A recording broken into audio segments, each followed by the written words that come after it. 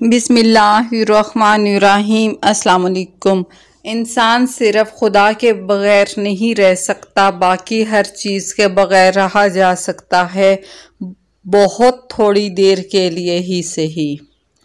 तुम इंसान हो, तुम्हारे सामने जब कोई अल्लाह की बात करे तुम इसे जज कर सकते हो, मगर क्या तुम जानते हो कि वो शख्स जिसे अब अल्लाह पे इतना यकीन है, इसने अपने इस यकीन के लिए कैसी कैसी बेयकीनी और हालात की सख्ती देखी है।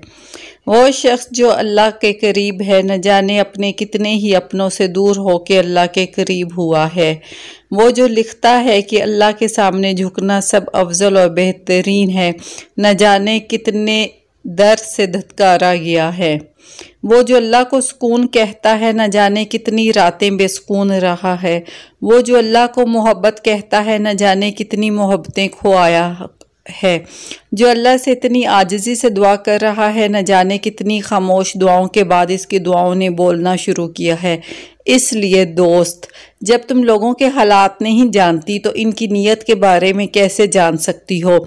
और कोई क्या कर रहा है तुम्हें इससे फ़र्क ही क्यों पड़ता है? बस अल्लाह ने तो तुमसे बस तुम्हारा हिसाब लेना है ना। ओके, टेक केयर, अल्लाह हाफिज़।